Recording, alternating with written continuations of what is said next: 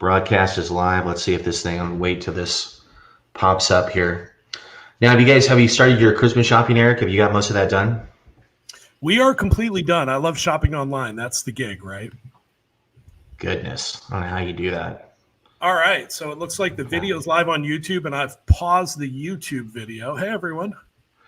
Oh, let's see. Yeah, pause the YouTube. Well, you don't have to pause it. No, I muted it. Yeah, I didn't muted pause it. Yeah. I muted it. So yeah, it looks like we've got people popping in here. So I am just going to put that one down in the screen now, and I'll just look at your lovely face through here. Casey, you're like me.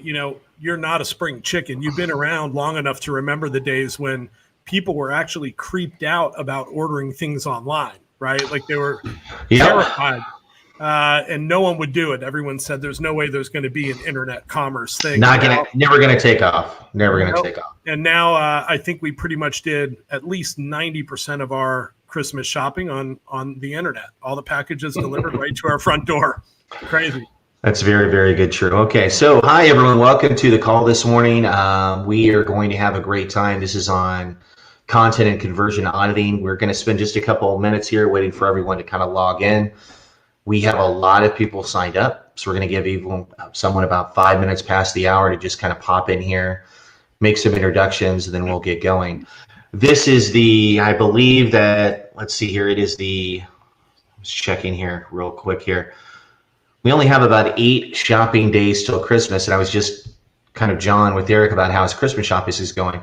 My Christmas shopping is basically me sitting in front of the computer and ordering on Amazon or from a site that gifts wrap, because look, I'll be honest with you. I will lose a thumb or a finger or two if I try to gift wrap. It's terrible. Like finger cuts, I just bleed profusely. So I try to limit that stuff whenever possible. I either bribe the children to gift wrap, or I find someone from the gym who's happy to earn a little extra money. It is a very, very funny thing. Funny story, Eric. About a couple years ago, many years ago, when Amazon kind of first came on the scene, they offered gift wrapping, but their idea of gift wrapping was a velvet bag, which they threw all the stuff into, and it didn't matter how big it was. So I ordered some kind of a household appliance, some kind of a souped up blender or something for the missus that year, and I got it in this huge velvet bag, which I could literally get my 6'2" frame into standing. And they wrapped the velvet. Santa's bag. Yeah, I got Santa's bag, and it was hilarious. And there's pictures somewhere of me just putting the kids in it and wrapping them up and throwing them over my shoulder, because that's how big it was. And fortunately, I think they've gotten a little better, but it's never boring. So if you're out there shopping, you've got 8 shopping days left. We wish you the best. So we're joined today by my friend, my colleague, my brother-in-arms, my friendly musketeer, the man whose beard I try to emulate whenever I can. You're getting there. Eric Stafford. Eric, introduce yourself. Tell us a little bit about you. Thanks, man. I appreciate you having me on. So as Casey had said, my name is Eric Stafford. We run a company called Stafford Marketing. And what we do basically is, storytelling and verbal and vocal tone and messaging strategy for our clients. We also do a lot of direct response design. So anytime anyone's building internet marketing, we're sort of on the creative storytelling, copy, and design side of that equation. And we also do an enormous amount of split testing of those messages to see what's resonating. Fantastic. Now, you can't really go into the awesome list of clients you've had, but it's substantial. Our goal today, for those of you on the call, is we're just going to try to do a lot of site auditing. Eric's picked out a list of sites. We're going to talk about how we can refine your messaging, how we can look at your conversions. Maybe we can dial back some ads. Maybe we can look at increasing other interstitials that might have more benefit.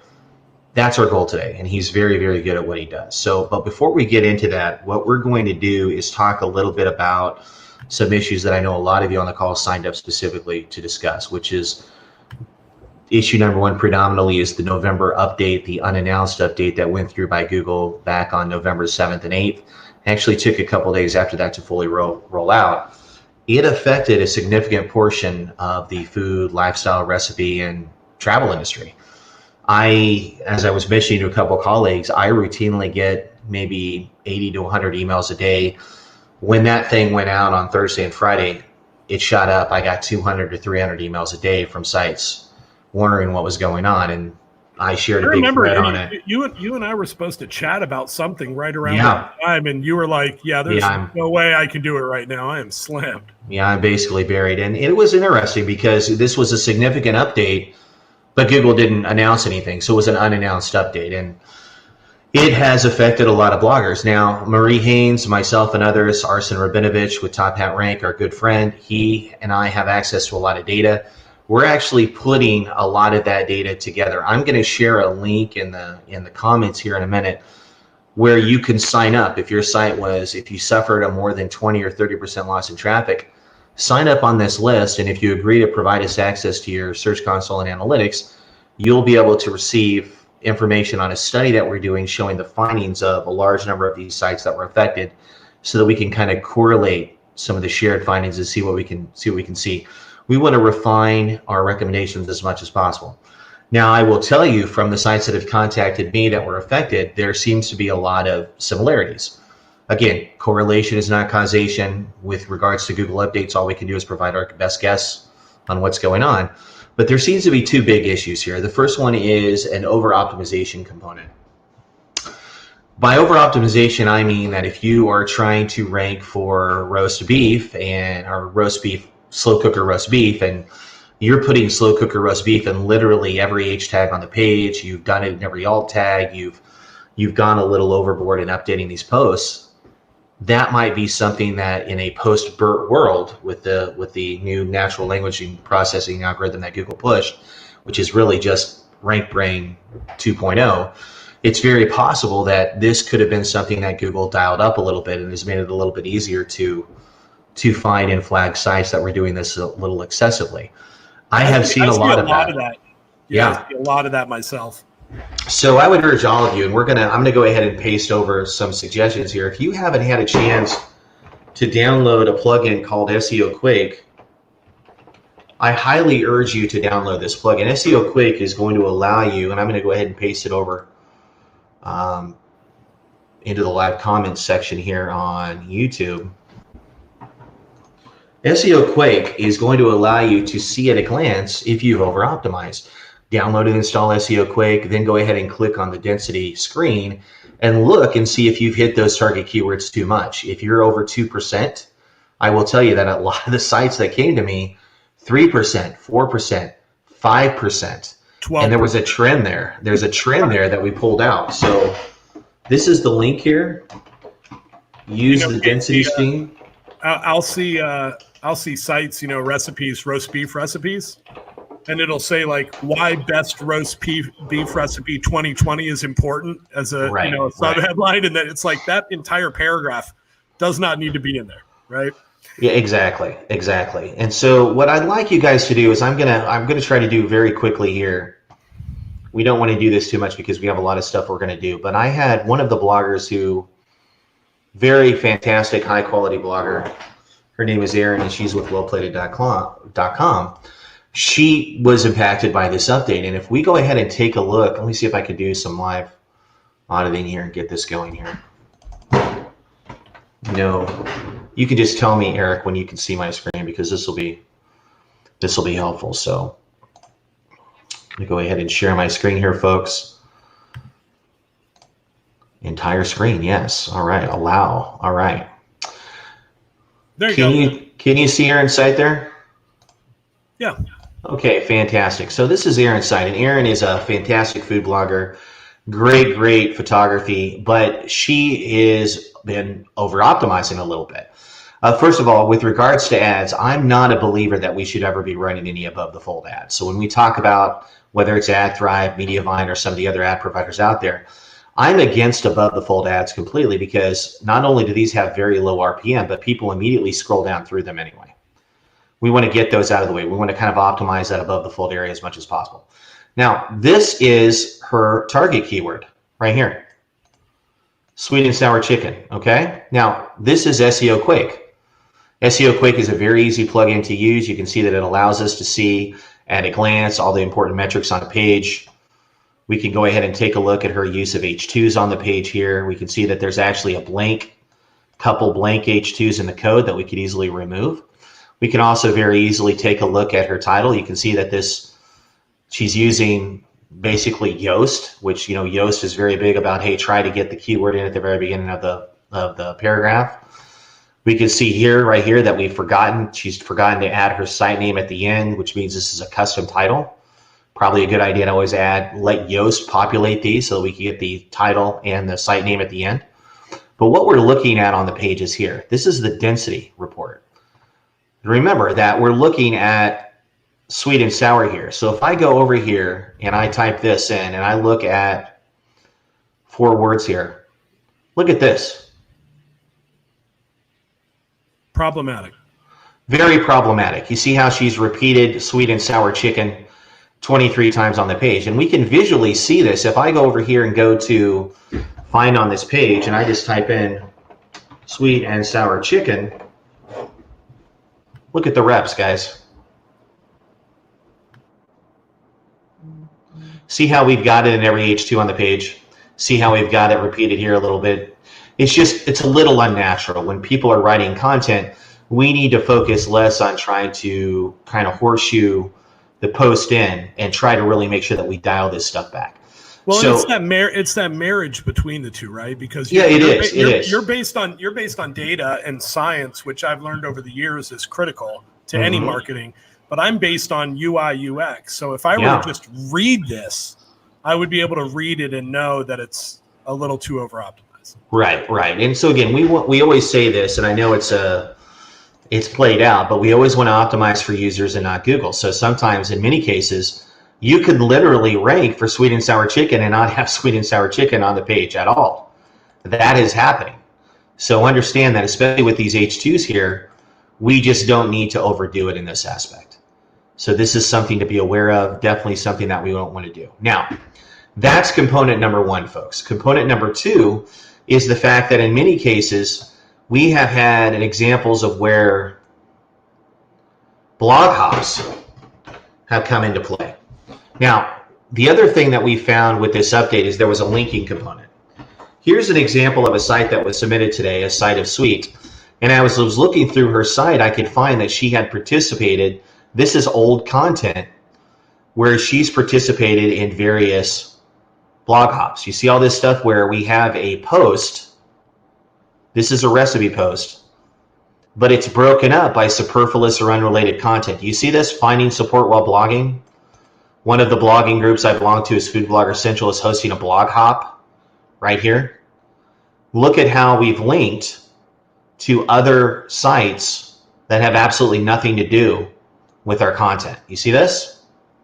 This is the kind of stuff that it's very possible is now being flagged by Google. Now, there's a couple other examples of this, and this is just an example of one of the linking issues that could be affecting this site specifically. But we also want to make sure that, again, we're optimizing for the user whenever we can. We don't want to put too much stuff below the fold here. We want to make sure that we have a nice, fully enhanced recipe card like this card here. There's absolutely no notes at all. Every recipe you publish should have notes. If someone's going to print this out, they need to know how to make this perfectly. But if you've been affected by this recent update, focus on 2 issues. Focus on your overall optimization of the keyword and make sure that you haven't been participating previously in any of these kind of wrap-up roundups here. So I'm going to stop sharing the screen there. Now, we're going to go ahead and I'm going to have Eric interject here in a minute, and I'm going to paste over a link to the study that Arsen Rabinovich and Top Hat Rank is putting together. I'm going to put that in the comments. If you, again, think you were affected by one of these updates in November, go ahead, fill out the form. Arsen will add you to the pile, and we'll try to pull out some data on this. But in many cases, the bloggers that have contacted me, I have been able to show them visually by email, here's a list of unrelated recipes that you're linking to that doesn't look natural, or maybe you've been participating in a hashtag type of campaign. Sunday supper, meatless Mondays. There's been many others where it involved a lot of bloggers working together cooperatively. Well, that's the definition of a link scheme, and that's something that Google has really started to come after with. It's very possible algorithmically Google has dialed that up. Last thing I want to say about this update, again, we're not going to talk about it too much because we're going to get into those things when we do the site auditing. If you have been affected negatively by this update in November, most likely you will not recover until Google reruns the algorithm. That's how it works. Now, you can recover between algorithms by improving the quality of your site. And I've already seen sites who've reached out to me. They reached out to me in November. I pointed out some issues that we could immediately work on. They got to work immediately, and lo and behold, December the 3rd and 4th, we started to see a little bit of an update. One of the final things I want you to be aware of here specifically is that on December the 3rd and December the 4th, Google actually made some changes to how they're serving results in Google Assistant. Basically, Google Assistant now has the ability to sort a recipe by means of dietary restrictions. So a lot of bloggers contacted me and said, I'm a gluten-free blogger, but for some reason I got a little bit of a boost in traffic around December 3rd, 4th, and 5th. Well, that's because anyone who's been using Google Assistant now had the ability to sort recipes by cuisine and dietary restriction. They did not have that option before, so it's very possible that your increase in traffic could have been because of a change in behavior that Google has provided. So give that some thought. I'm going to paste over some links here, and I'm going to have Eric giving some thoughts here while I do that. Make sure you're not muted, Eric. No, I'm good. I'm just taking it all in. I touched on this before, right? Just I think why you and I get along so well is because we're both ridiculous, but also because we approach similar problems from very different standpoints, which I think it's just really refreshing and illuminating for me. And that's why we always insist on working with someone that's really good at, technical SEO and really good with data, because at the end of the day, I really mostly see things from the perspective of the story and, the conversion and what you want people to do and how you get people to, ethically do what you want them to do, right? I mean, that is the entire goal of marketing, right? But the data never lies. And so in our mind, good marketing is good messaging wrapped around good data, right? So yeah, it's very interesting to me. And I love just learning a bit more about the technical side of what Google's doing and what you guys are doing, because ultimately those are all visitors that are landing on my pages. That's a very good point. And Skylar had a very quick question here about, Casey, what do you specify that a recipe is gluten-free in your recipe card for Google Assistant? Well, you can actually use the keywords. You can actually say gluten-free whatever. So that keywords field that Google added back for Google Assistant in May of 2018 now, put in that this is a gluten-free recipe. Or if you have the ability to still go into Google Assistant and claim your listing, you have the ability in there as well to make some modifications. You can actually put a custom description there.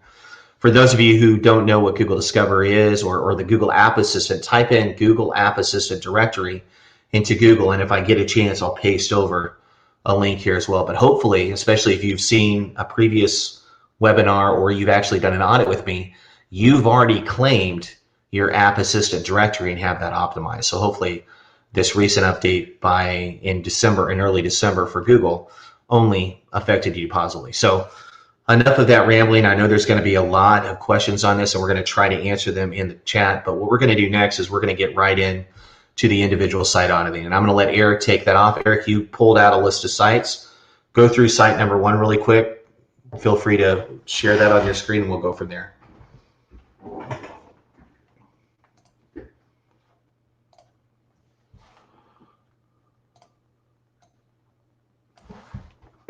Android, please. Someone was asking me to check my link. Oh, you're on mute, buddy. Oh, there we go. Sorry. There we go. Yep. So, yeah, we're going to pull the sites up here. I'll share my screen, and we do have notes on a number of them, pulled at random.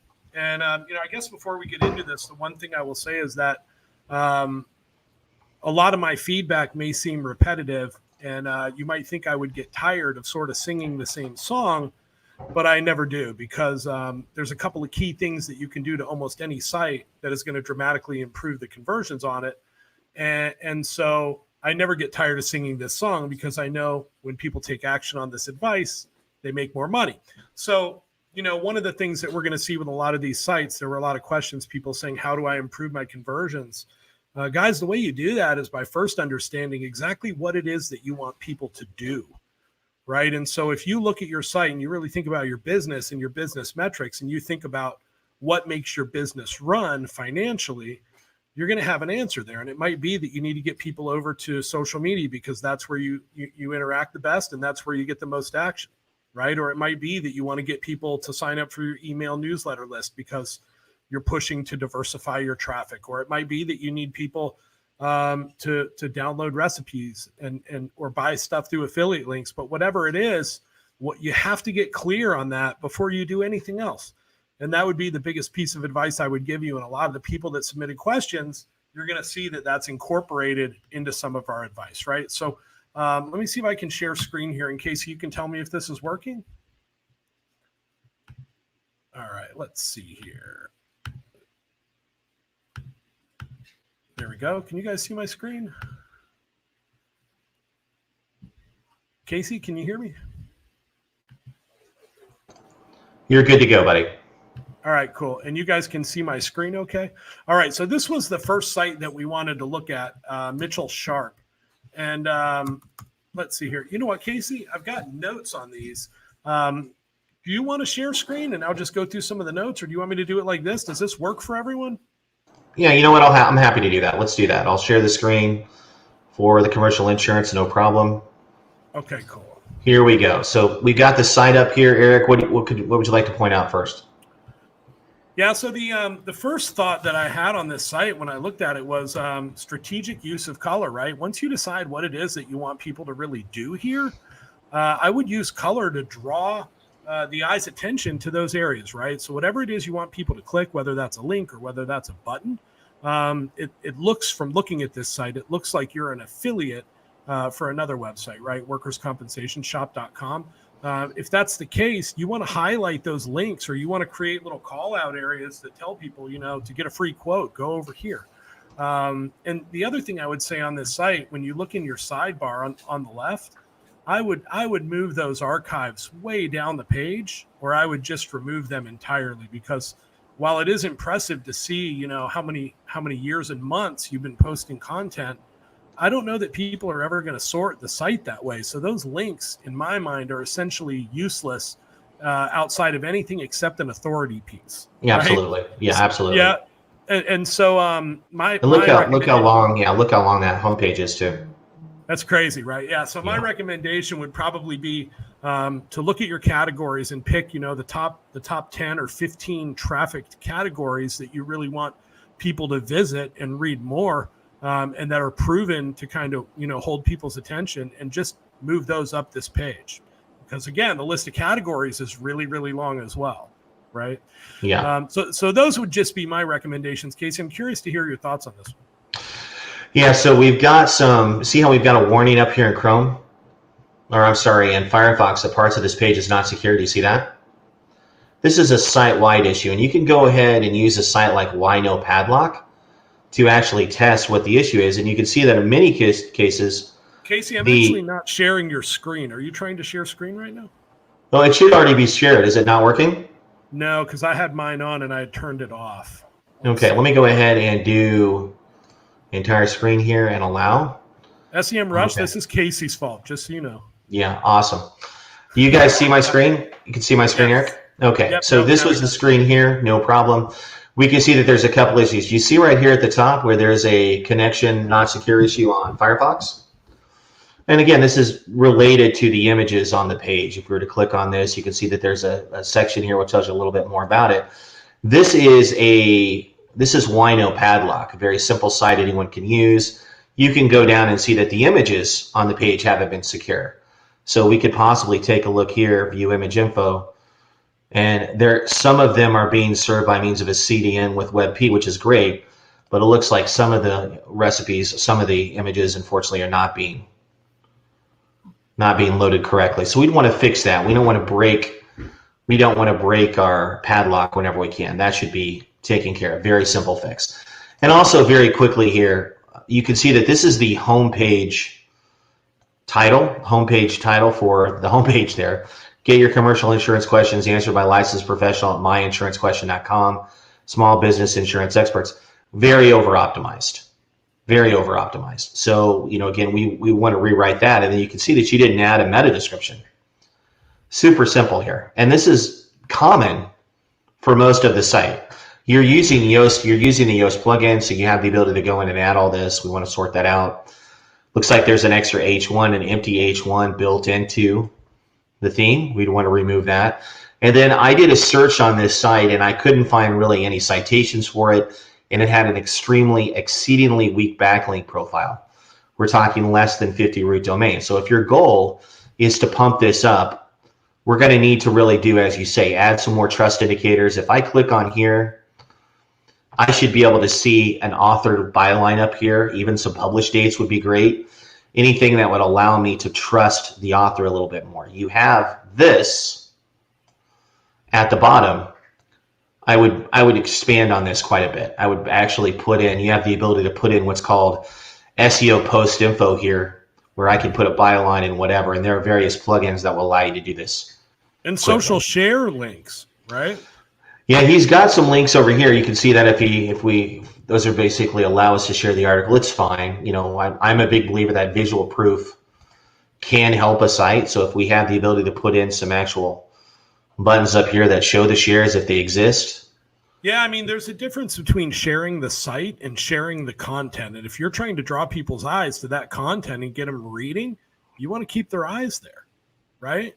So why wouldn't you put share links either, you know, under the H1 at the top or at the bottom where the comments are? Yeah, certainly wouldn't hurt. Now, this is kind of strange here. You have some links out. You have a lot of links out to your own content. Well, you have a link. These are all affiliate links. So if these are affiliate links, you really need to tag these to no follow. What you didn't tag as no follow is this one, which is just a link to a business insurance article. Of all the links on the page, this should be the follow link. These should be the no follow links. Okay, because you're just linking off site to that affiliate you're working with, My Insurance Question. So if that is the case, you're going to need to really make sure that you no follow or put a disclaimer, especially up here at the top saying, hey, this is an affiliate site, I do collect commissions or something along those lines. Yeah, if this is anything you can do to promote the fact that this is a feeder site, that'll help you. So just bear in mind with regards to that. That's what I would work on.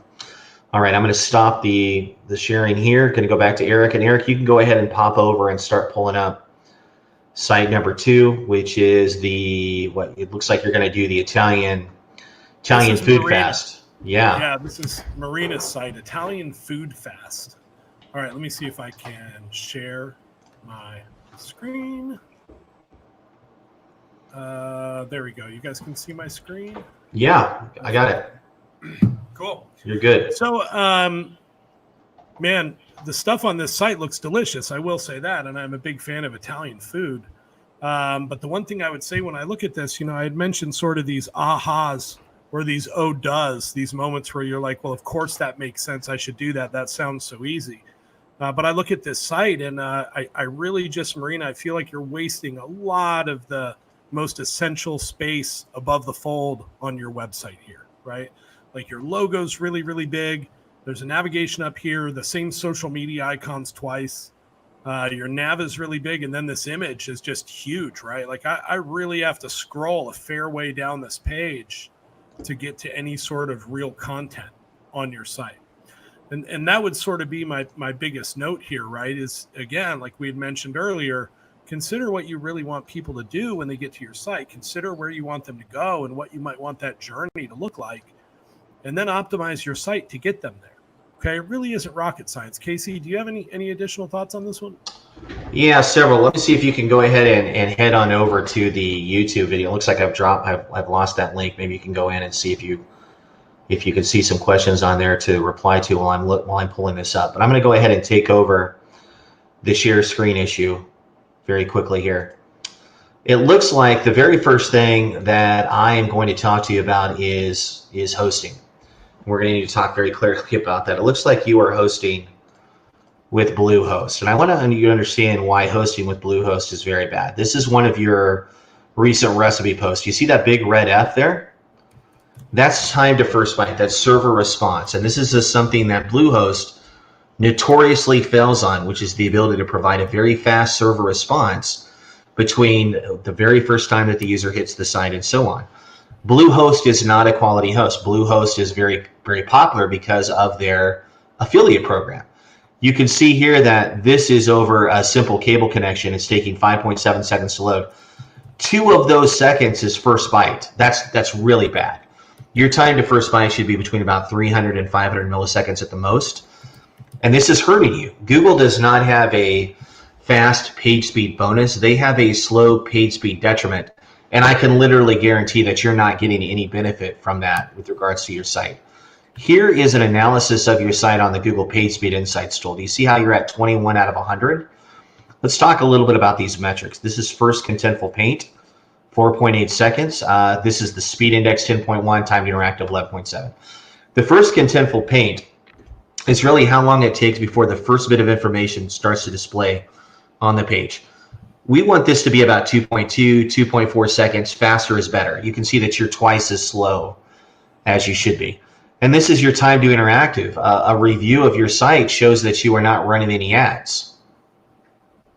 So when you're not running any ads, your pages should take 5 to 7 seconds to load, max. That's what we should be at. And you can see that you're just not competitive. You're at 11.7 seconds. A lot of this can be solved, eliminated render blocking, by installing a quality caching plugin. You see here, this is the reduced server response times. This can basically only be solved by you doing better hosting. Now, if you're looking for hosting recommendations, I recommend, say, Big Scoots, or you can go over and spin up a Linode server on Cloudways. Those are all good options. You probably do not have a ton of traffic, so one of the lower level packages there would be fine, but this stuff is killing you. You have to do better. When we talk about getting you at least an initial footing so that Google can view you as a high quality result, we can't have pages taking this long to load. Okay? Very, very important. Now, very quickly on this, one of the other things that you want to be aware of is when you're setting up recipe posts, it's very competitive. We should have above the fold content. Do you see how you just started with the image here?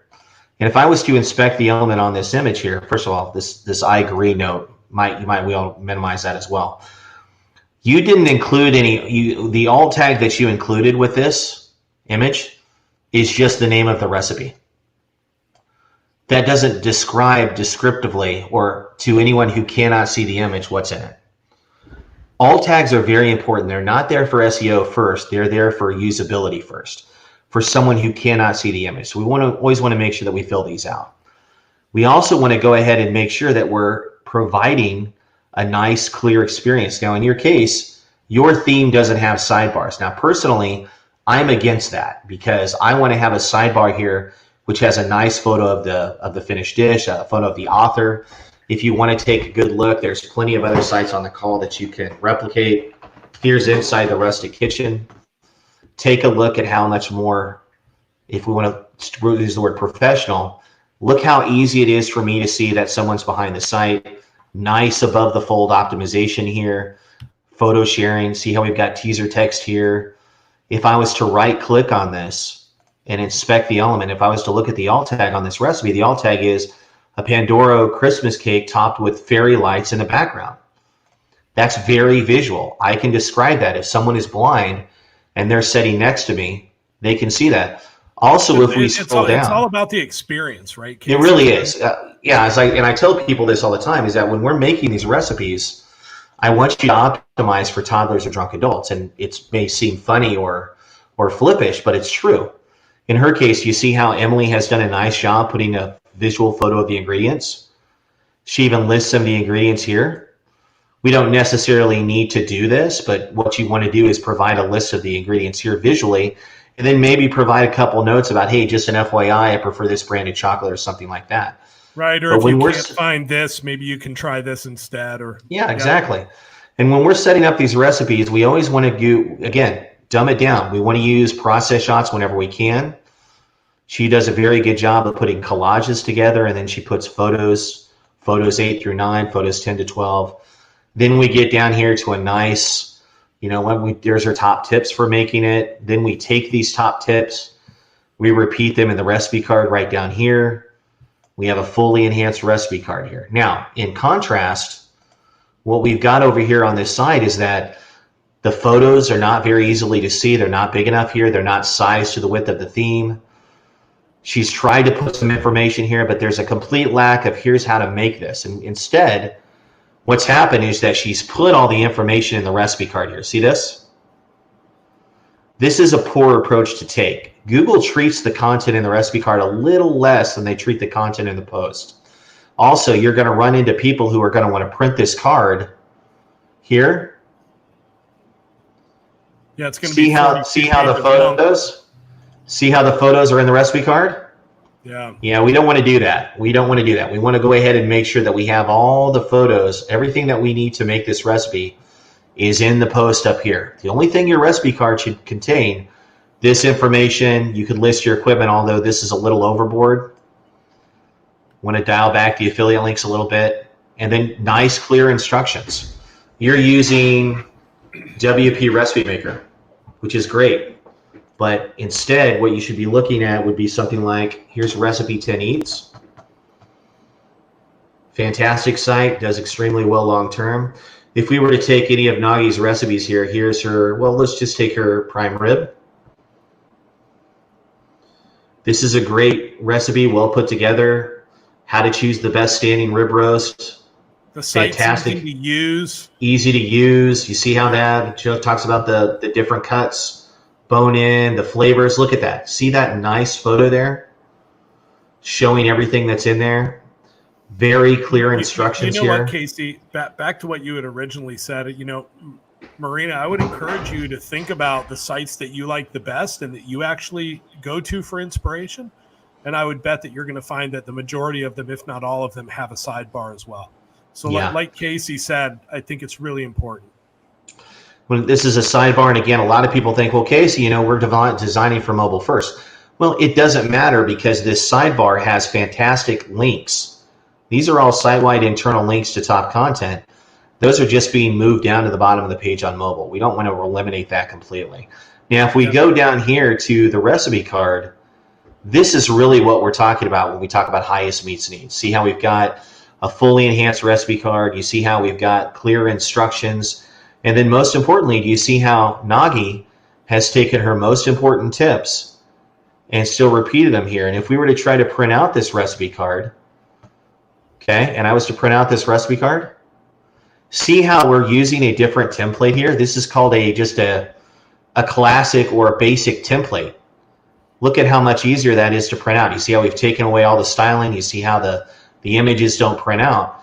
This is a user-first optimization. So that's something that's really missing. So I would urge you, change your hosting. Let's go ahead and get you to refine how you're putting these recipe posts together. That's going to help you considerably. But change your hosting, and now let's go ahead and get this fixed. Optimize your site a little bit more. And let's try to get you to visit with the designer. And if I was you, I would remove all your ads completely. We shouldn't run any AdSense at all until you qualify for a better ad company. That's just going to kill your page speed. Let's go ahead and get this stuff off. Lots of opportunity here, but you're going to have to really take a user-first approach because your niche is too competitive to build traffic with the mistakes I'm seeing on the site today. All right, so on that note, I'm going to go ahead and stop sharing the screen. We're going to go back over here to Eric here. Cool. Hey, before we move on, Casey, we're getting a lot of the same questions in chat, and I just want to run both of them by you. One of them is, can you please recommend some hosting providers that you actually trust in terms of speed and how they handle their business? Yeah, we're going to go ahead. I mentioned it's first Big Scoots. Big Scoots is a great company. Agathon hosting, very, very good. Also, you might want to look at a Linode server on Cloudways. Now, Cloudways, type that in, Linode server on cloudways.com. If you have any sort of experience at all with migrating your own server, great. I recommend Linode server on cloudways.com. It's great. It doesn't go down. Now, I will tell you that I used to recommend Vultr, and I even had my sites on Vultr, which is another server another package that Cloudways offers. And I didn't have any problems. And then in the last 12 months, went down 3 times. So I went ahead and moved my sites. I work with Andrew Wilder at nerdpress.com. Nerdpress.net. Fantastic organization if you're wanting to get the best support you can for your site and take your blog to the next level.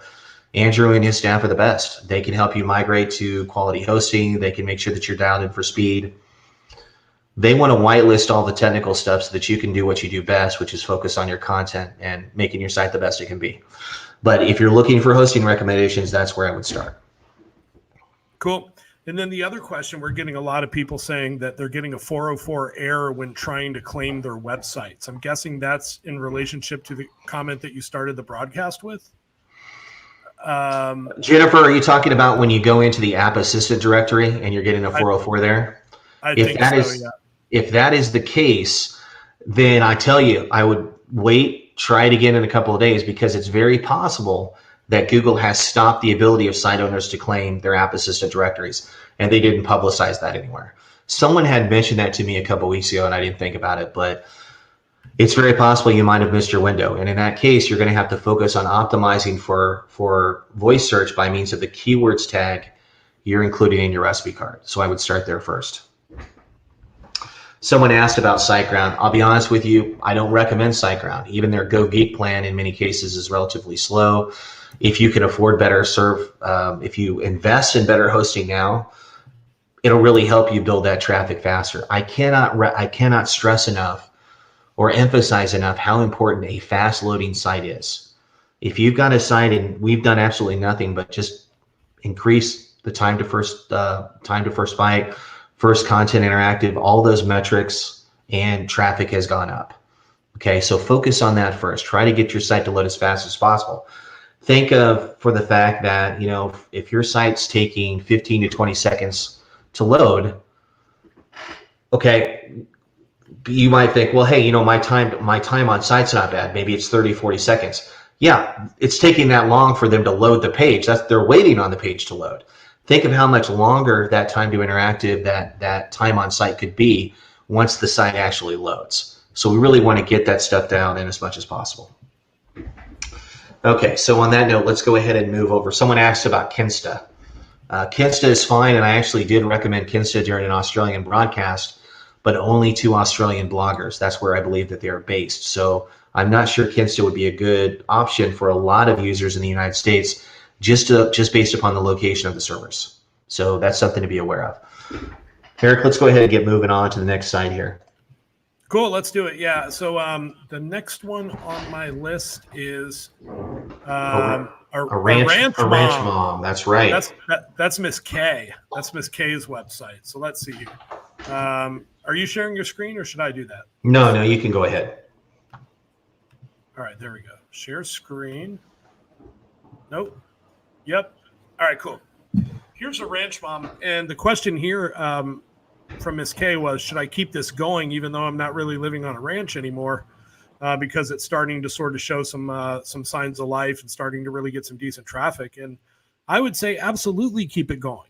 And the reason I would say that, there's a couple reasons actually. One of them is there's so much great content here, and there's so many great categories. Like, this just isn't a recipe site, and I don't mean that to be offensive to anyone that, you know, has a food blogging site, but you've got stories here. You've got thoughts on, you know, being a mom and on, you know, living on a ranch. And even though you're not living on a ranch anymore, in my mind, you're still ranch mom, right? So I don't think there's any problem with you continuing to do that. And I think the fact that you have so many different types of content and so much different stuff here really gives you a great opportunity to build something pretty incredible on this. And so there's a couple tiny things I would recommend. You know, as Casey and I have said a number of times already on this call, I would try and slim up this navigation. I'm not a huge fan of a banner at the very top of your site. I don't know that you need your privacy policy here with the same importance as some of your other links. I think that could easily go in the footer.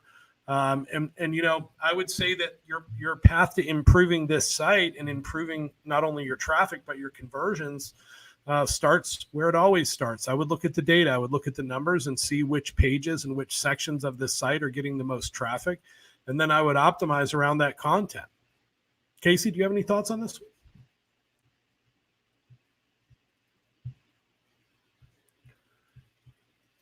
Let's see. Can you guys hear me? Casey, are you there? Can you hear me?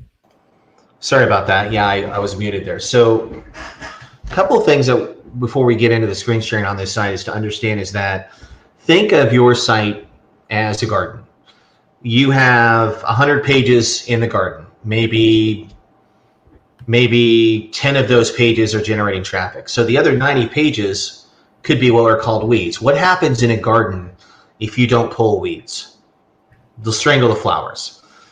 When we set up a site, when we submit an XML sitemap into Google, what we're doing is we're telling Google, these are the areas on our site that we value. These are the areas that we want to prioritize for indexing purposes.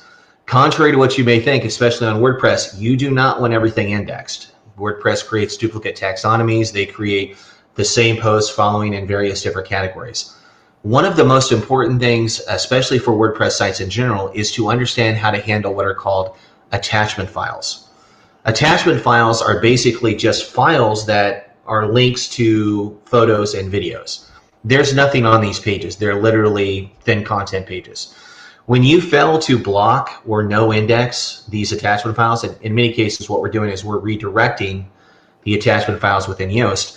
If you fail to do that, you create a plethora of weeds, which will lower the ability of Google to crawl your site efficiently, effectively, and find and crawl repeatedly your best content. So what we're going to do here is I'm going to go ahead and take over the screen sharing here.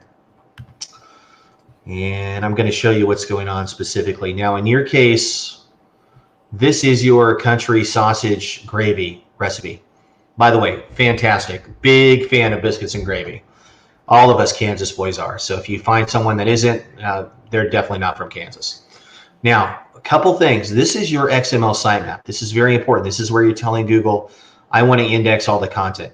See how you left over these attachment files? So if I click on this attachment file here, basically what it means is that every image on your website is indexed in Google. See all this? That's 1,000 of those. See that? And then we've left open 3 of these. So there's 2,000 plus of these indexed in Google. And these are not high quality pages, okay? So if I was to do a search in Google, let's just say I was to do a search in Google for your how to can a pumpkin post. See this right here, how to can pumpkin? This is the post here. Look at the duplicate content that's happening because of the images. These are all images that are also indexed by Google. You see all these and they're tied to each of your posts. If I go ahead and click on this, no, I'm not going to click on that one. I'm going to click on one of the attachment files. Here's what an attachment file looks like. See how there's nothing on this page but an image? That's the epitome of low quality thin content. We need to get all of these out of Google. So we can't just go in to your XML. We can't just go into your Yoast plugin and redirect these. We need to purge these from the index, okay? To do that, you're going to need to install a plugin called Yoast. See this thing called Search Index Purge? You want to go ahead and take this, and I'm just going to go ahead and paste it over here very quickly. You always want to purge attachment files. And this is going to help you considerably because it's going to make it easier for Google to find your flowers. Because right now they're stumbling into all of these weeds that are attachment files. And you have a lot of them. So that's priority number 1. I absolutely need you to get all of those weeds out of Google. And you need to really, once this is done, you're going to leave this plugin running for about 6 weeks. It does take 4 to 6 weeks for this to work. What we're going to do is we're going to turn all these pages into 410s. We're going to basically change the attachment files to 410s. We're going to make Google crawl these pages and remove them from the index. And we can see how this is happening here. Like I said, again, one of the best ways to see it is if we just go back here and look at all the attachments here. But if we were to go ahead and just take this away, you have a lot of pages indexed, and yet you don't have that many pages. You might have a couple hundred quality posts, but you've got 1,300 pages indexed completely. And that's because of these attachment files. So that's priority number 1. I want you to get that fixed. Priority number 2 is, unfortunately, I mentioned Bluehost as a very poor host previously. You're using HostGator. HostGator and Bluehost are owned by the same company. Endurance, it's an EIG host. We do not want to use HostGator. You can see here that you've got a C on your first byte time. First byte's about 821. That's not competitive. Start renders, taking about 2 seconds for everything to first appear on the page. See the first contentful paint. That's not bad, actually, but again, this is over a cable connection. Where we really see issues is down here. Look at how many requests on the page. You're loading 400 plus requests on the page. The vast majority of these are ads. Looks like you're running AdSense right now. Right up here at the top. I've mentioned this before. Oh my gosh, you're running gourmet ads. Okay, so gourmet ads, even worse. Gourmet ads is notoriously slow. I understand the desire to want to monetize your site. And for anyone else on the call, again, I get it. We want to monetize our site as soon as we can.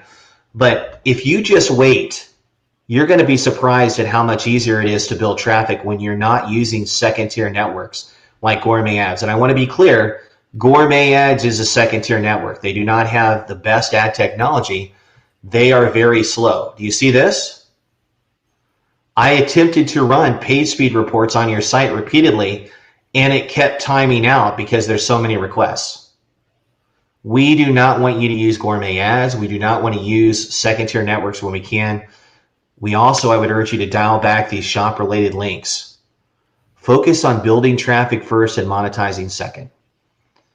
Finally, the last thing I want you to be aware of is you appear to be using a recipe card here, but you're not fully filling it out. You see how there's not much information here? We're missing a photo. An image is an actual error. It's required for recipe schema. We want to make sure that we put that in there. Here is a structured data testing tool for this recipe page, this country gravy. First thing to understand about schema errors and schema warnings. Warnings are okay. They won't kill you. Errors are always bad. Errors cost you traffic. Errors cost you rich snippets. Errors can trigger spammy structured data penalties. You cannot have errors on your site, and the reason you have an error is because you didn't put an image in the recipe card. So you can see right here, no image in the recipe card. I applaud you for using WP Recipe Maker, but you need to upgrade to the Pro version, and you need to go in and you need to start filling in as much of this information as possible. Remember, we commented earlier about voice search, about Google App Assistant directory. You're going to have a hard time building traffic on voice assistants, on Google Now, on Discover, if we don't fill out things like the keywords field. So those are little things very quickly that we want to improve upon. I will say this looks delicious, and I like how you have nice, easy to follow photos, but we have to do more. We have to show your expertise. We have to provide notes for users to follow. We have to make sure the page loads, and we need to make sure that we're not distracting the user by overloading it with ads like this. Okay? So take that to heart. Definitely download and install the Search Purge plugin. Let's go ahead and get this information out of the index. All right. I'll go ahead and stop sharing my screen here. Casey, just to be clear, the way you block attachment files and things like that, it's just a no follow, correct? No, within Yoast, you actually choose redirection. We redirect the attachment files to the post that the images are tied to. So there's a button there that says we choose yes to redirect attachment files. And then it does it automatically. But for now, we can't even do that until we actually purge the attachment files out of the index. We want to install that Purge plugin first and get that going. So let me go ahead and close this stuff up. Then I'm going to go ahead and take a quick look at these questions here while we get going. As a matter of fact, while we're doing this, after using the Purge plugin, this is Art from my table. Nice to see you on the call. Happy holidays to you. After using the Purge plugin, do you resubmit your sitemap, or is there a wrong way to do that? I've had the Purge plugin going for 8 weeks now. So 8 weeks is enough. So all you're going to do is go in and delete the Purge plugin. That's it. And if you want to go into your XML sitemaps in Google Search Console, go ahead and delete the sitemap, resubmit it. That'll trigger a new crawl, and Google will go ahead and start re-indexing everything as it should be. But yeah, absolutely. You're fine. If you've had it installed for 8 weeks, you should be good to go. And no, Suzanne, if you use Yoast to upload a sitemap, they do not automatically remove these attachment files. You have to manually go into the Yoast plugin and choose yes and redirect those. Most likely they're open, and you can see that by pulling up your sitemap.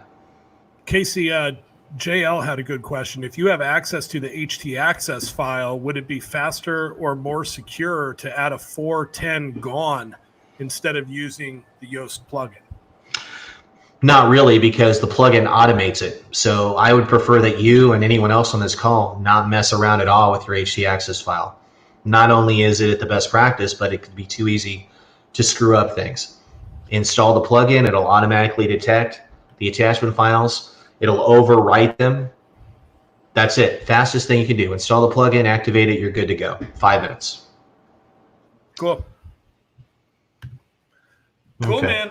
We're rocking and rolling, brother. Can we go for another half an hour? Yeah, we're good to go. Go ahead and pull up your next site, and I'm just going to go ahead and look at some of these questions that we still have outstanding here.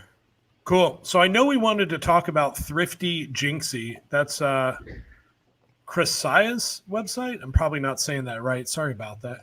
But before we do that, there's a couple sites I want to pull up that I think are kind of similar in where they're at and what the problem is, right? And one of them is Milla's website, girlinthekitchen.com, and Alicia's website, 247modernmom.com. And the question here being, how do I improve conversions on these sites? And so I've actually got both of these open at the same time. And I'm going to share my screen here. Okay. So can you guys see my screen? Give a shout out for Casey there in the comments if you can see my screen. You're good. You're good to go, buddy. Cool. So when you look at this site and when you look at this site, how do I improve my conversions? Well, again, you know, we've said this a couple of times. It's the best advice anyone will give you the whole year. You have to get really clear on what you want people to do when they come to your site. And so, you know, when I look at this website, I love the colors. I love the fonts. I love how bright it is. I love a lot about this site, but I don't know what you want people to do here. I don't know if you want people to really get into you and learn more about you and learn how to work with you, read press that's about you, or go over to your Instagram and follow you, or if you want people to actually look at the recipes here. And I'm not saying this to be disrespectful, and so please don't take it that way, but I think you have to get really, really clear on what you want people to do on this site before you can take any steps to improve conversions towards that goal, right? And the same thing I would say here about 24/7 Modern Mom. And again, same as with the last site, Girl in the Kitchen. I think it's beautiful. I think the site is really, really nice looking, but it looks a bit like a slot machine. You know, I look at it and I'm like, am I going to click social links on the left? Am I going to use that nav on the top? Oh, wait, there's more social links on the right. There's a Facebook Messenger pop-up. There's an ebook. There's an email newsletter subscription box. And it's like, what the heck am I supposed to do here on this site, right? And so I would encourage both of you to really think about you know, the content that you produce that resonates with your audience, and think about where they like to connect with you, what platform they like to be on, where your traffic's coming from. And, you know, poll your audience if you have to, create a quiz and ask them, right? But find out what's working, whether that's by analyzing the data or whether that's by asking your audience. My preference would be that it's a combination of both. And then you can start looking at optimizing these websites. Okay, so Casey, do you have anything to add about these two, 24/7 Modern Mom or Girl in the Kitchen? Yeah, I'm going to talk about Girl in the Kitchen in a minute, but why don't you ramble on for a couple more minutes while I fill up these windows here? I'll get right with you. Is that what I was doing, rambling? Yeah, that's the word I would use. No, not at all. Entertain our collective while I get these windows up. No, that's totally fine. I'm just teasing you. And guys, I just want to take another minute to remind you that you are on Casey Markey and Eric Stafford's SEMrush webinar. We're thrilled to be here. We're really grateful that you joined us. If you have any questions, thoughts, comments, feel free to leave them in YouTube there under the comments. And if we can't get to them during the call, we'll do our darndest to get to them after the call. We are trying to put our notes from some of the audits that we're doing here in the live chat as well. Okay, so that's about it on these two. I love the start. I think these sites are beautiful. I just want it to be a little more clear on what I should be focused on, right? I want to see a hierarchy of what's important. No problem at all. So good job. Let me go ahead and take over the screen share here. We're going to go ahead and get started with, let's go ahead entire screen. Going to go ahead and go with Girl in the Kitchen first. Very nice looking site.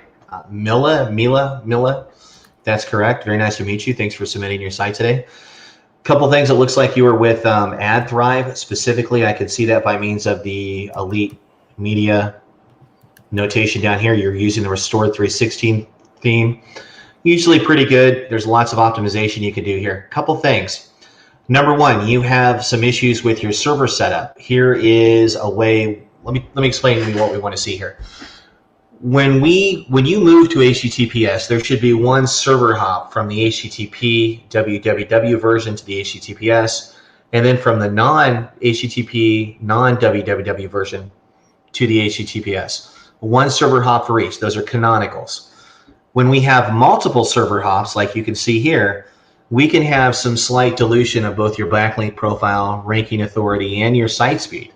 You can see that when you were moved to HTTPS, or maybe someone installed Cloudflare on your server, they just didn't do it as professionally as it should be done. You see the extra server hop there?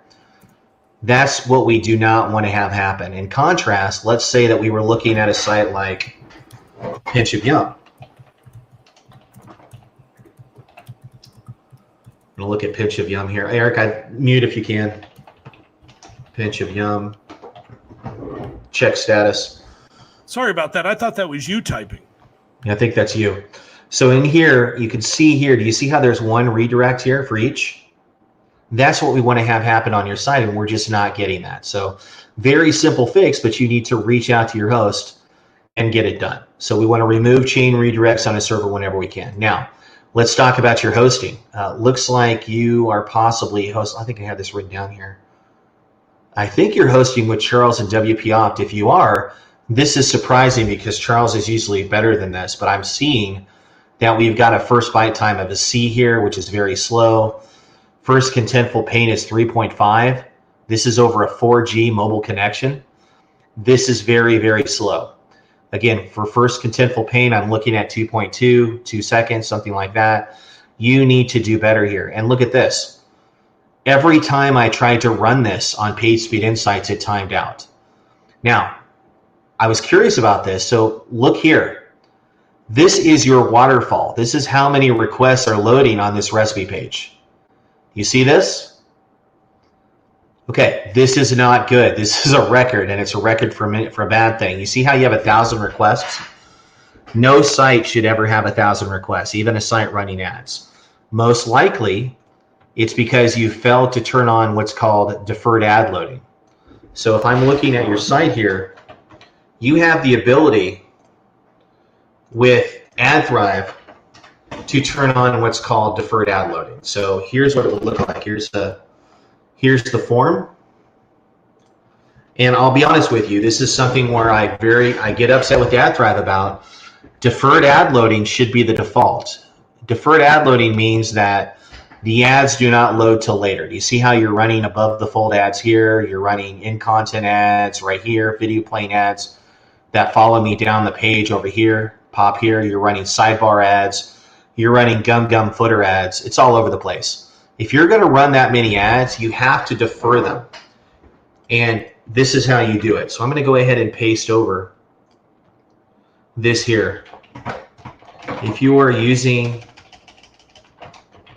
AdThrive, you must opt in to deferred ad loading. AdThrive will tell you, well, you might have a slight decrease of 5% or so in your ad income. I hardly ever see it. And what's going to happen, I'm going to have a better user experience, a substantially better user experience. People are going to be able to interact with your content much quicker because right now you're running too many ads, and the ads that you are running are taking too long to load. And that's, again, because you don't have the deferred ad loading on. So I would do that, and then we could run this again and see if we can dial in a little bit better. But this is just not competitive. You can do better here. Now let's go ahead and take a quick look at the recipe. Very nice. I like the fact that you've got some above the fold optimization here. You've got a nice teaser text here. What we're missing is a link should have a nice byline link up here, and you can code that into your theme. You're on the Restored 316 themes are built on Genesis, so if you have the ability to do a lot of that, you can code in a byline up here so that people can see who you are, provide a link to your About Me page. I mentioned alt tags previously. This is kind of unfortunately a weakness for you. You have the same alt tag on every one of your photos. How to make tiramisu, the real Italian recipe. If we scroll down here to the second image, let's take a look at this one here. You have got how to make tiramisu, the real Italian recipe. You've done that on every photo. This is very poor for UX reasons, okay? If someone is blind, they're using a screen reader for accessibility purposes, and I wonder what's in these photos. Every photo is just reading out what you put in there. Not great for users. Now, some of the other things that you might understand is that whenever we do a recipe, we want to minimize the storybook content if we can. And you've got a lot of personal content here, and it's okay to have a little bit of that. But when we have what amounts to a whole page of it, 300 to 400 words, that's where it's going to be harder to rank competitively for something like tiramisu. Tiramisu is a very highly competitive keyword phrase. We really want to dial in the information as much as we can. More information on the technique. Now, here's another problem. Do you see how you've hyperlinked ladyfingers 3 times? All of these are affiliate links. We always follow affiliate links. So this is very important here. We want to make sure that everything that is affiliate, sponsored, or advertorial in nature is follow. That's going to be a hit of quality against you. So we want to go ahead and make sure that that's covered. You did it again here and here. All of these need to be follow. If you're not sure how to do this at scale, go over to the blog fixer and buy the follow fix. Paste this over.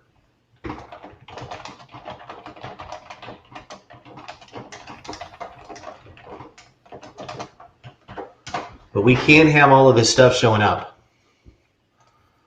That's bad for you. It's going to hurt you considerably. We want to go ahead and make sure that you're protected from any sort of an update, be it algorithmic or manual action in nature. Now, one of the biggest issues with this post, by the way, on the positive, really like your process shots here. But what we should have done is numbered them. Remember, toddlers and drunk adults, number these process shots. Make it easier for users to engage with them regardless of device.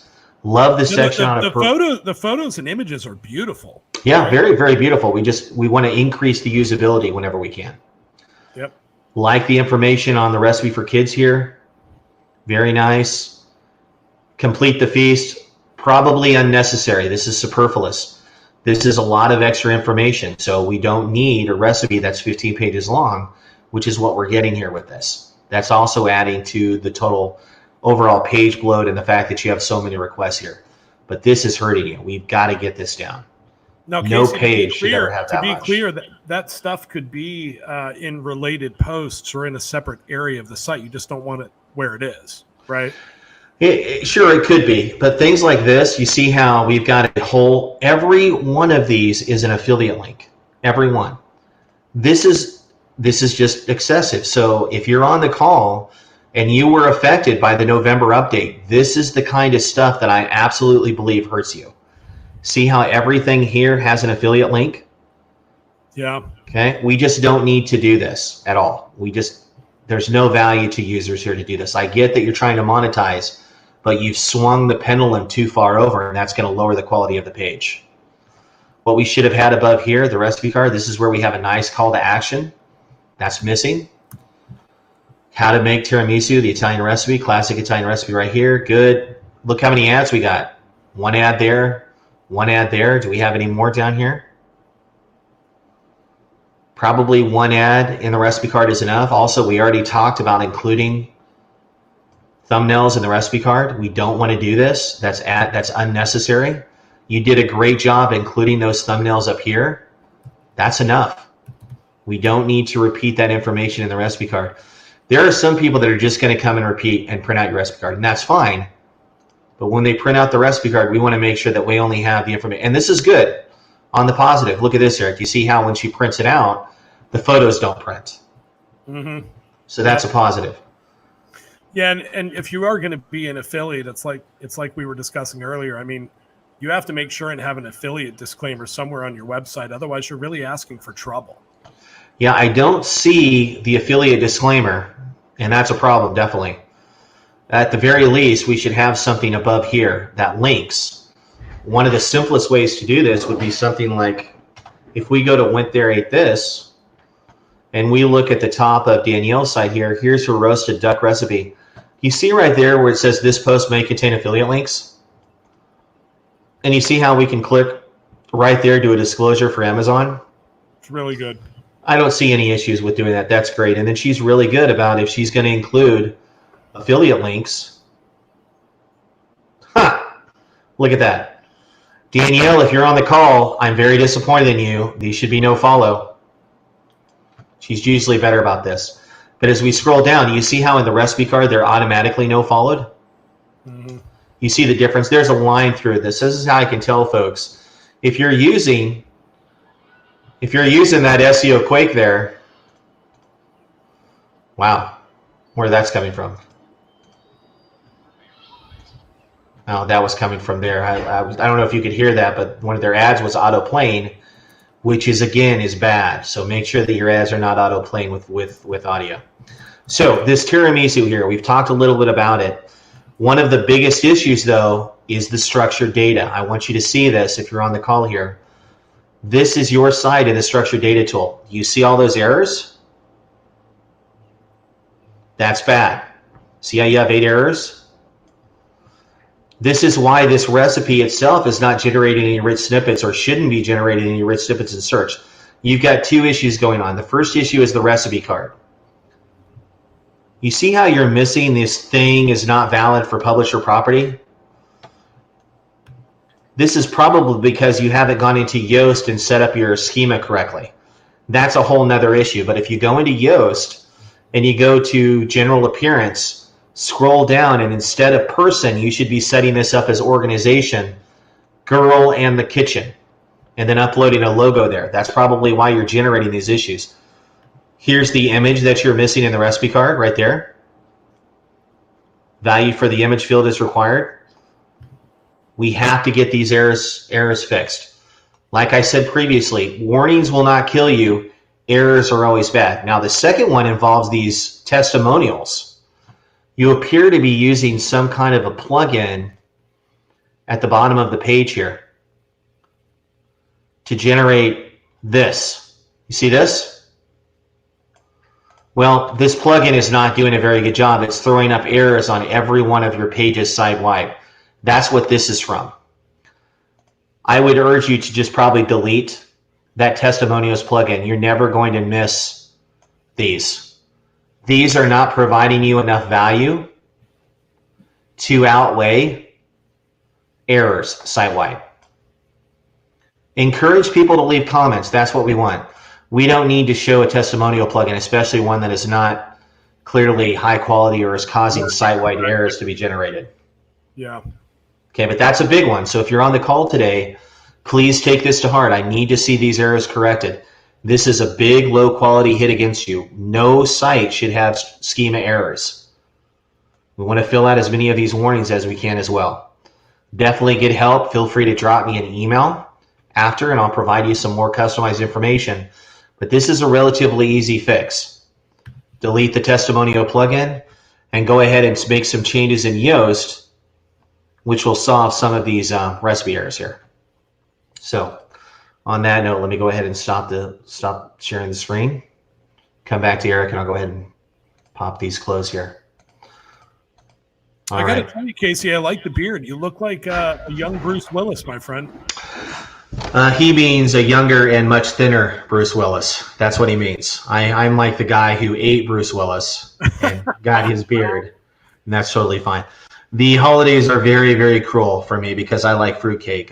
Fun fact for those of you today, fruitcake. Did you just admit in public that you like fruit? Yeah, I'm fine. I'm out and I'm proud. I'm fine. Oh. Now, I will tell you, a recent study says that about 38% of everyone who receives fruitcakes regift those. This is my plea to you that if you're going to re-gift those to me. I'll be happy to take those off your hand. I will freeze them. They will go into my nuclear winter bunker. It's totally fine. They will last forever.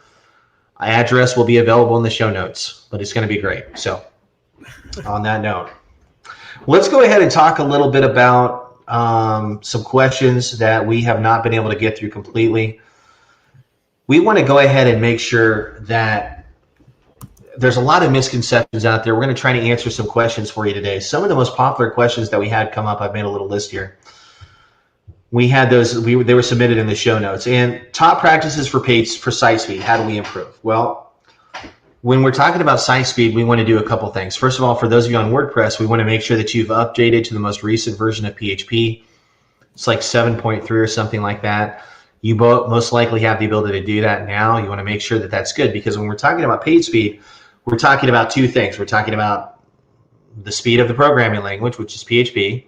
We're talking about the size of the database. Those are two very important components there. Upgrading to the most recent version of PHP, and then installing something like RVG optimized database or WP optimized so that you can optimize the size of your database. Make sure that we're only keeping about 2 or 3 revisions of each post, so that we can make sure that we're deleting pingbacks and trackbacks, expired transients, things of that nature. Run a database plugin once a month, set it up to run monthly, so that we can keep the database as small as we can. And then we go in and make sure that that connection is making things as fast as possible. Eric, we talked today about hosting. Hosting, very, very important. Whether it's you're using, like I said, if you're going to use something like Agathon, which is a good host, or if you're using something like Big Scoots, if you want to stick with something like SiteGround or Flywheel, you need to invest in a managed WordPress option. Don't be using anything that's shared, because that's where you're going to get into trouble. Personally, Cloudways with a Linode setup has worked great for me. I do recommend that for others, but if you need more personalized attention, find something with good support. Flywheel is probably good. Big Scoots especially. Agathon. WP Engine is fine, but I will tell you, it is incredibly expensive. So to me, the value to me is not there. Maybe it is for you if you're over 500,000 sessions a month or something like that. But unless you're a really big site, WP Engine, with regards to between the pricing and what you're getting, I don't really consider that a great cost benefit. And again, they're great, no problem with that. I just think that you'd want to spend your money where it's going to give you the most bang for the buck. So be aware of that. That's how I would improve site speed. Look at your hosting, making sure that you dial things in. Use a CDN. Cloudflare is great. Invest in the best caching plugin on the market, which is WP Rocket. WP Rocket is very WYSIWYG. All you have to do is install it, and even the default settings will immediately significantly improve the scores for every site that we visited with today. Dial all that stuff in, and then things like paginating your comments. If you're having more than 20 or 30 comments on a specific post, that's going to add to both the DOM nodes on the page. It's going to add to database requests. Go ahead and paginate your comments. Do that easily. All good. See, your feedback on recipe cards really, to me, highlights sort of the marriage between what each of us do, because from a technical standpoint, people are trying to jam as much stuff as they possibly can into those recipe cards. But if you're a foodie, like I know you are, Casey, and I am, I love to cook. I print recipes all the time. And if I pulled up a recipe card and tried to print a recipe that was 22 pages long, had giant images in it, I would never visit that website again. That's just how it is, right? So I think it's really interesting. We're going to go ahead and I'm going to go ahead and paste over a link to a hangout with John Mueller, where he specifically talks about how social signals are not ranking factors and have not something that Google uses. We got that submitted question a couple times. We want to make sure that you guys watch this video. A lot of people are like, oh my gosh, where should I devote my time in 2020? Social media might be great. You should do social media to build up your community, and it will drive traffic. It is not a ranking factor. It's not going to help you miraculously rank better in Google because of the amount of Pinterest pins you share, or the amount of Facebook shares, or the like. So very important to be aware of that. I know we have to wrap up pretty quickly here, but we had teased that we were going to talk about Thrifty Jinxie. This is a website, thriftygynxie.com, looking for more ways to sort of monetize this website. And I just wanted to quickly provide some some thoughts on this. And one of my thoughts on this, Thrifty Jinxie, this is Chrisia's website. Yeah. I think there's a couple ways you can diversify your audience, and one of them would be diversify them to email and segment them, right? Because you have a lot of great categories there: travel tips, recipes, pet tips, and I think I see an opt-in form on the top of your pages, and I love it that you're testing that. But I think you could do different opt-in forms and different, value stacks in each of those categories, right? So you could do Thrifty Jinxie's recipes via email, click here, and then in the travel section, get Thrifty Jinxie's travel tips via email, click here, right? Get Thrifty Jinxie's pet tips via email, click here. And this is a fair bit of work, Chrisia, but it's totally worth it, right? And another thing you can do here to sort of draw more attention to those email opt-in forms is move your social icons to the bottom of your pages in the footer, right? Unless you're really focused on diversifying that way. So I know I teased earlier that we were going to chat about that, and I didn't want to wrap up without doing it real quick. Right, and I went ahead and I did take a quick look at the site, and unfortunately and I pasted this over here, and I wanted you to be aware that your site has been flagged by McAfee for suspicious behavior. It's been categorized as a phishing site. We know it's not a phishing site, but you need to get that fixed. There's a site warning. There's a flag that's currently active on your site. I pasted over the information. Go ahead and make a look at that. We want to go ahead and have you submit an appeal to the trustedadvisor.org site, and I provided the information on how you can do that. Very briefly, with regards to some of the other issues, let's go ahead. We really don't have a ton of time here, but one of the things that you need to understand is that I want you to start thinking about optimizing for users first and your ad income for second. I know that's hard for bloggers to understand, but take your gingerbread fudge recipe, which looks great, by the way. You have 13 media line ads on the page. You have excessive in-content Amazon ads. There was no jump and print buttons. There's no above the fold indexable content. There's no breadcrumbs. There's no publish date. When we talk about highest meets and needs recipes, this is just not it. And don't take it personally. Again, everyone has these little issues, but if we want to get you to that next level of traffic, you have to dial in your template more effectively. Now, take a look at some of the sites that we shared online today. Look at Recipe 10 Eats. Look at Went There, Ate This. Look at Inside the Rustic Kitchen. Look at some of the other sites, even the people here on this blog who are visiting today. Compare your recipes to theirs, but we need to really dial back the ad requests, and we need to make sure that if someone was coming to your recipe for the first time, they had everything they need to make the recipe perfectly. I thought the gingerbread recipe was good, but I can tell you that I had questions and your content did not answer those questions for me. So when we're going in, we want to make sure that we're getting that stuff figured out. I also want you to focus in on your Pagespeed, which is a common theme that we had today. You had 610 requests on that page. At least it's not 1,000, so there's a positive about that. But the 610 requests on the page, it's what's happening is that your page is loading for 17 seconds over a 4G mobile connection. Hopefully you've gone into your Mediavine dashboard and you've turned on your mobile ad optimization settings. That's step number one. But take a look at some of the issues, and I'll go ahead and paste over the webpage test page report here for your site, thriftygjinxie.com.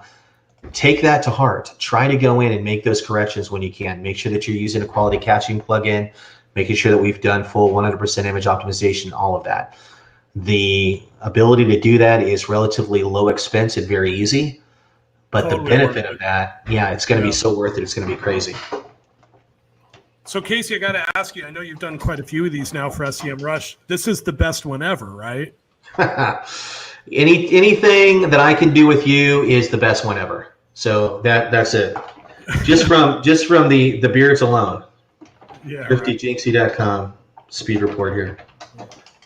All right, guys. So we're gonna let everyone go in just a minute. Any parting thoughts for you? Like if you, Eric, when you're talking about if you're telling people, hey, on the call, if you want to do some self-auditing for yourself with regards to conversions, what are some of the most common themes? I mean, you kind of pointed them out today. A lot of them was with the above the fold issues or the fact that there wasn't clear messaging.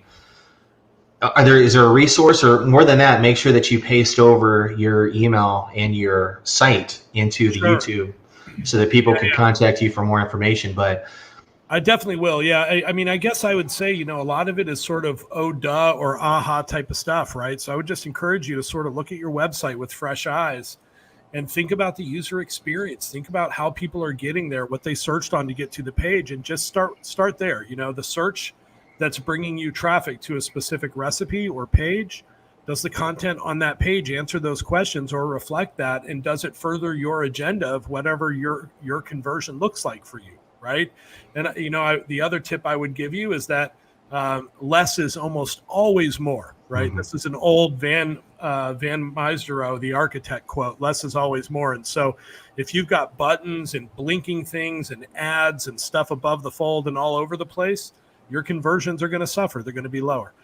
When you remove some of that stuff and bring some highlighted language or color to the areas you want people to focus their eyes on, you will be shocked at what happens. People focus their eyes on that stuff. Exactly.